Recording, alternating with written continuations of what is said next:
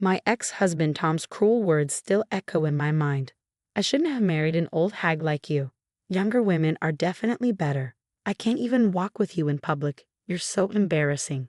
If I could, I'd go back in time and start my life over. He said these things to me a decade ago. I'm Elizabeth, and I'm 48 years old now. I was 33 when I married Tom, who was 5 years younger than me. We met at the hospital where I worked as a nurse, and he was a new doctor fresh out of his residency. Tom frequently sought my advice, and his genuine curiosity was endearing, so I found myself drawn to him despite our age difference. After 2 years of dating, we married.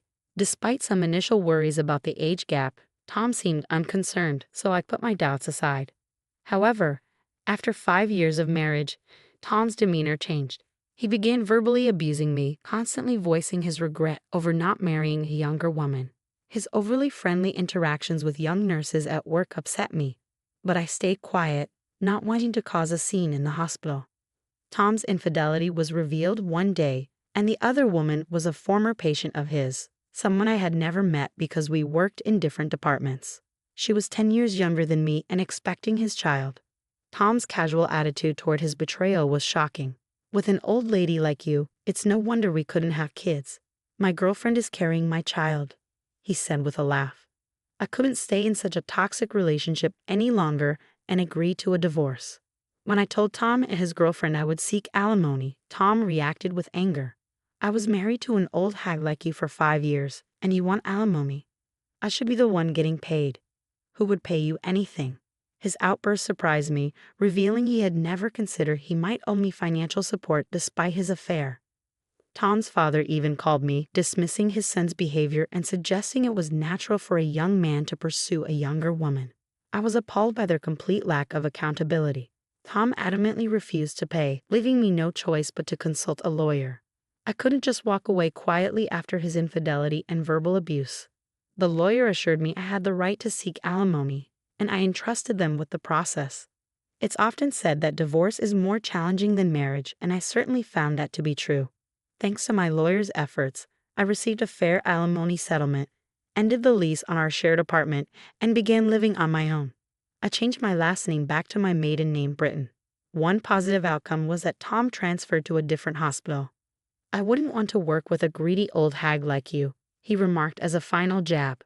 Though he quickly secured a new position at another hospital, likely in anticipation of backlash from marrying his mistress, it was clear he had planned his next move carefully.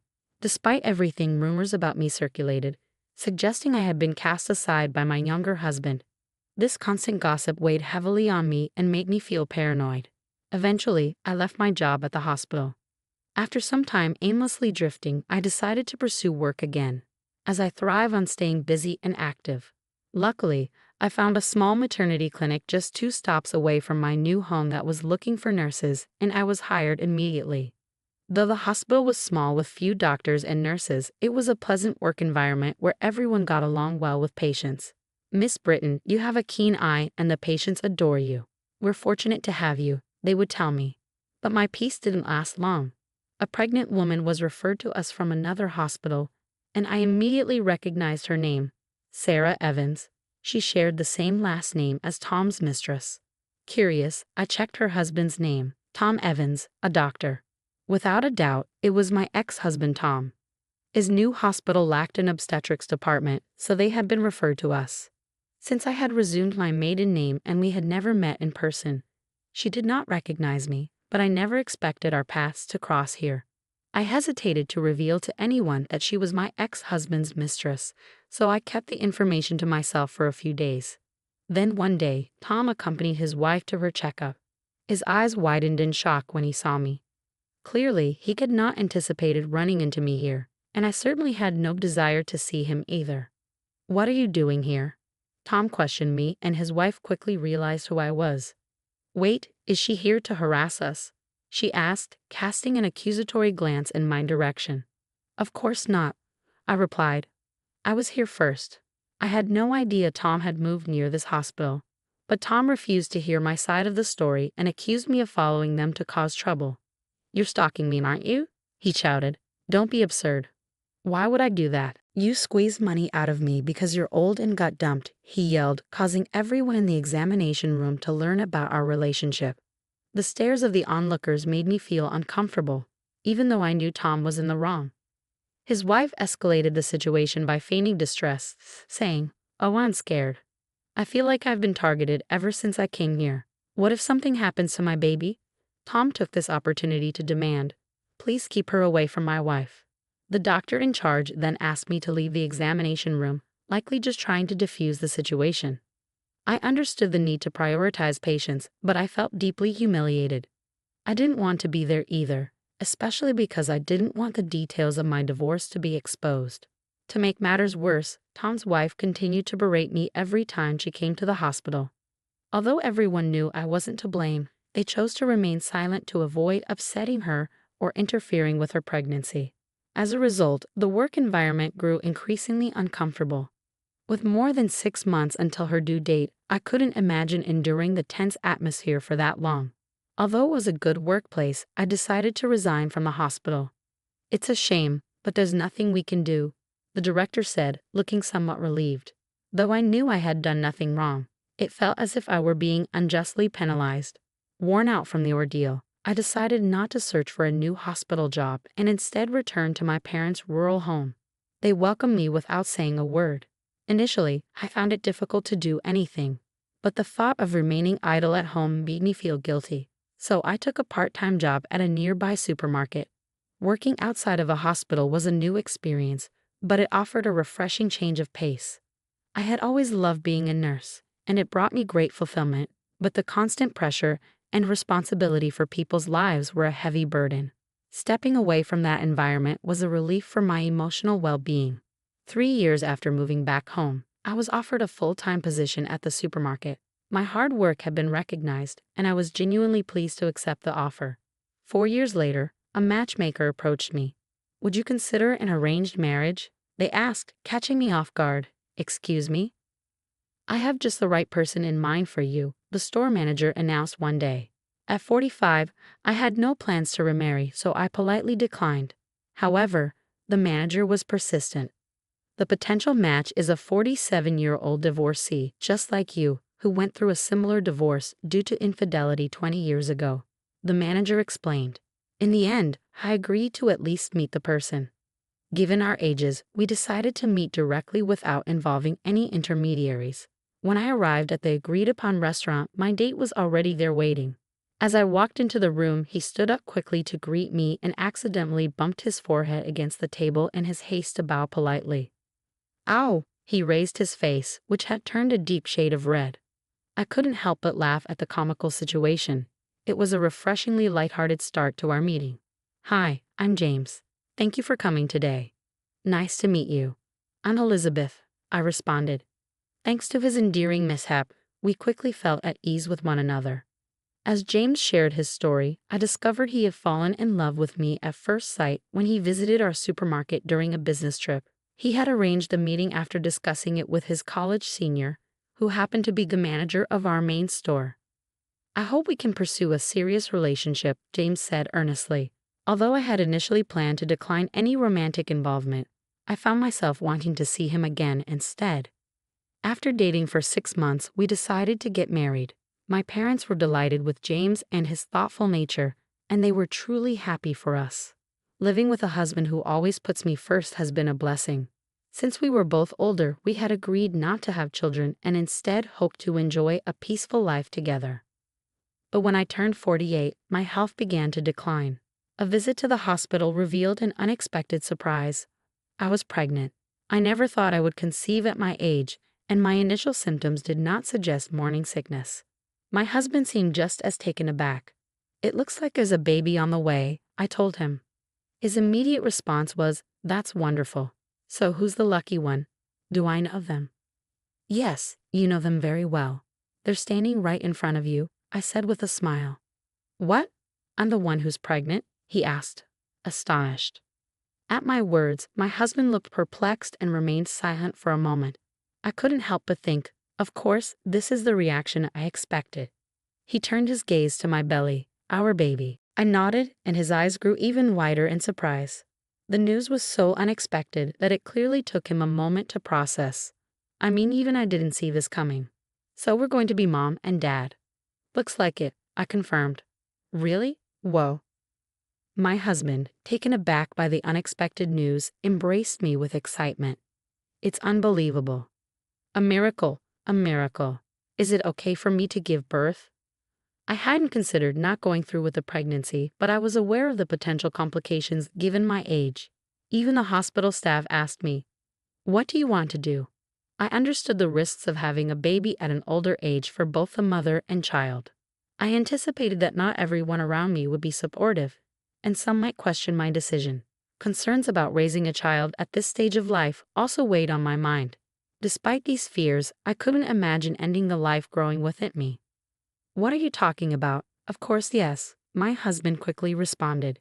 His enthusiasm brought me happiness, but after some time, he began to express concern for my health. It's easy to imagine the potential challenges even for someone as supportive as my husband. We talked extensively and consulted with our doctor before ultimately deciding to move forward with the pregnancy.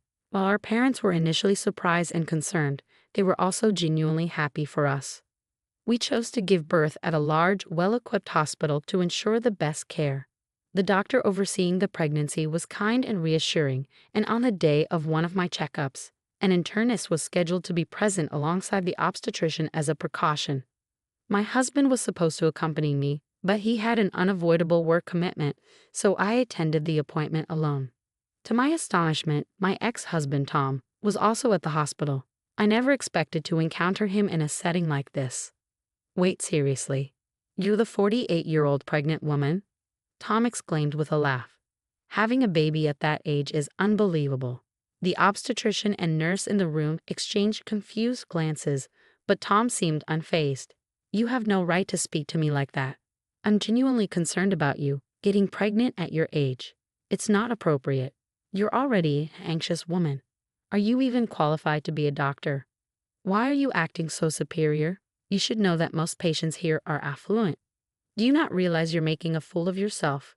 "Excuse me, Dr. Evans, I'll be leaving. I wouldn't want to give birth in a hospital with a doctor like you."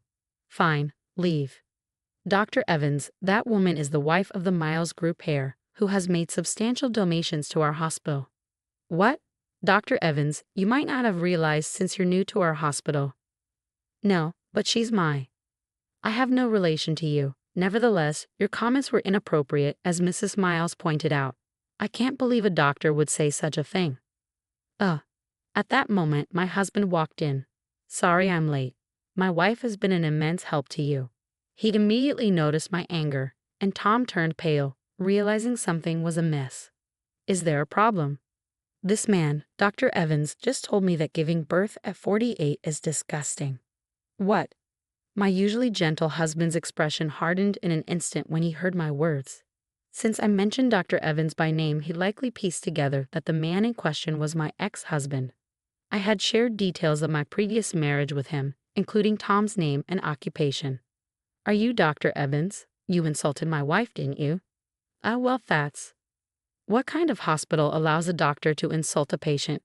I can't trust this place with my wife and our unborn child."